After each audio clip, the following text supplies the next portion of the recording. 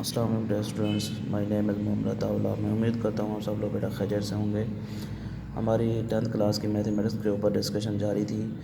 आज हमारे पास 10th class का चैप्टर नंबर 9 का थ्योरम नंबर 1 है। उसकी स्टेटमेंट कह रहा है कि one and only one circle can pass through 3 non collinear points.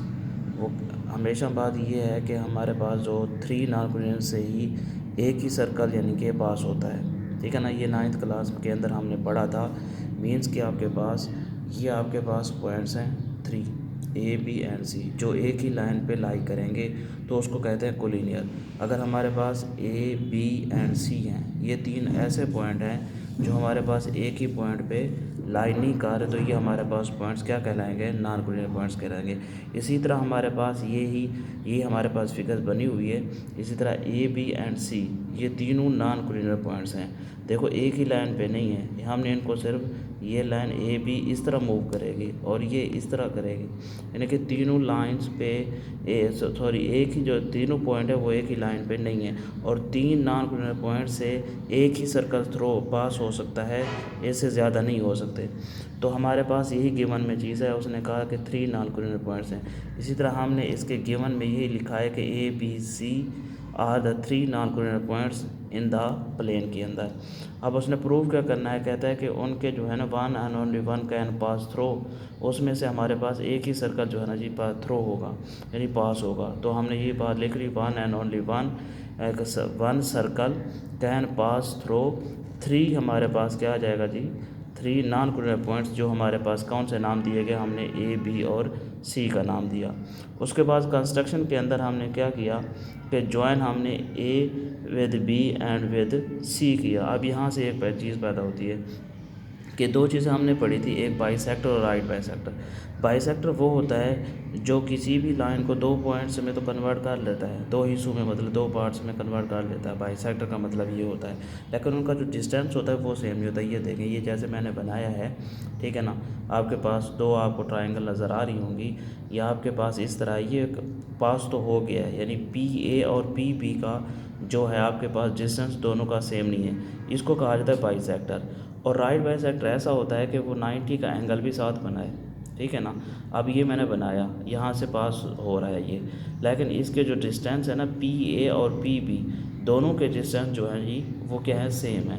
तो इसको कहा जाता है राइट बाइसेक्टर, यानी कि 90 का एंगल भी बनाए और वो 2 पार्ट्स में भी कन्वर्ट करे। तो इसी तरह हमारे पास यहाँ पे भी यही बात कह रहा है कि जो हमने कंस्ट्रक्शन में क्या किया, जो ये हमारे पास का पहले हमने राइट बाइसेक्टर इसके निकाले, यानी बी सी का हमारे पास एच के है, और इसी तरह ए बी का जो हमने पास है और एफ डी है राइट बाइसेक्टर। तो उसने यही बात किया कि ज्वाइन किया, फिर उसने यानी कि ज्वाइन किया ए को किसके साथ? बी के साथ, और बी को किसके साथ किया? सी के साथ किया। ड्रा, अब वो यहाँ पे कह रहा है डी एफ जो है प्रिपेंडिकुलर है। ये आपके पास आपको पता है कि प्रिपेंडिकुलर है। डी एफ ये है आपके पास, डी एफ ये इस तरह लाइन है, प्रिपेंडिकुलर है किसके? ए बी के। बाइसेक्टर है यानी राइट बाइसेक्टर है टू किसका? ए बी का। एंड एच के जो है राइट बाइसेक्टर है किसका जी? टू बी सी का। सो डी एफ जो है, सो क्या? डी एफ जो है and H K are not parallel, ये दोनों आपस में पैरेलल नहीं है। And they intersect each other at point O, यानी कि सारे के सारे ये कहाँ पे पॉइंट करते हैं? ये पॉइंट ओ पे आपस में इंटरसेक्ट करते हैं। जो also join A B C and with A. अब जितने भी हमने यहाँ से पॉइंट ए को सी को किया यहाँ पे, या ए को हमने ओ से किया, तो ये हमारे पास ऐसे पॉइंट्स हैं, यानी कि ये जो भी पॉइंट आपके बाइसेक्टर राइट बाइसेक्टर पे मिलेगा तो उसके एंड पॉइंट से जो डिस्टेंस होगा वो इक्वल होगा, ठीक है जी। तो हमारे पास यहाँ उसने प्रूफ के अंदर उसने बताया कि every point on D F, यानी डी एफ के ऊपर जो भी पॉइंट होगा इक्वल डिस्टेंस होगा फ्राम ए टू बी से। उसकी हमने यही रीज़न लिखी, D F perpendicular right bisector, क्योंकि ये राइट बाइसेक्टर है इस वजह से। फिर इसी तरह उसने लिखा इन पार्टिकुलर के मेजरमेंट जो ओ ए है, ठीक है ना, मतलब ये ओ ए जो डिस्टेंस है वो किसके इक्वल होगा? ओ बी के होगा, ठीक है ना। ये हमने ये पॉइंट्स ड्रा किए हैं, लेकिन ये राइट बाइसेक्टर के किसी पॉइंट पे जब इंटरसेक्ट करेंगे तो उनका डिस्टेंस इक्वल होगा। इसी तरह similarly every point on H K is आपके पास equal distance from B and C, तो उसकी भी इसी तरह रीज़न है। यहाँ इसका क्या है? एच और के है। एच के जो है परपेंडिकुलर है किसके, राइट बाइसेक्टर बी सी, ये भी आपने कंस्ट्रक्शन में पढ़ा।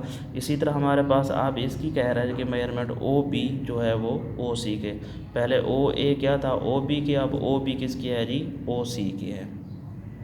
तो इसको इक्वेशन नंबर 2 का नाम दे दिया। Now O is the only point common to, जो ओ है वो सबका कॉमन पॉइंट है, ठीक है जी, D to D F and H K, which हमारे पास एक distance from A B and C. इसी वजह से उसने सबको क्या किया कि ओ ए का डिस्टेंस है, चाहे वो ओ बी का है, चाहे वो ओ सी का है, सारों का इक्वल होगा। यूजिंग इक्वेशन नंबर 1 एंड 2 हमने किया।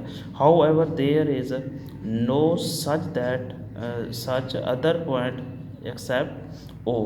तो हमारे पास हैंस इज़ अ सर्कल, जो हमने फाइंड करना था वो हमारे पास, यानी कि ओ ए जो है वो रेडियस है, ठीक है ना। Will ultimately there is a one circle, वो कह रहा है कि ये कि हमारे पास जो है इससे एक ही सर्कल हमारे पास हो सकता है, जो आपने प्रूव करना था कि 3 नॉन कोलिनियर पॉइंट से आपके पास एक ही जो है ना सर्कल पास हो सकता है, उससे ज़्यादा, एक से ज़्यादा पास नहीं हो सकते। तो हमारे पास यही 10th क्लास का थ्योरम नंबर 1 था 9 का। तो मैं उम्मीद करता हूँ आप सबको ये जो है ना थ्योरम समझ आया होगा। अगर किसी को भी आपके पास कोई पॉइंट क्लियर नहीं हुआ तो वो कमेंट्स में मैसेज करके पूछ सकता है। अपना और अपना चैनल का ख्याल रखिएगा बेटा। ओके, अल्लाह हाफिज़।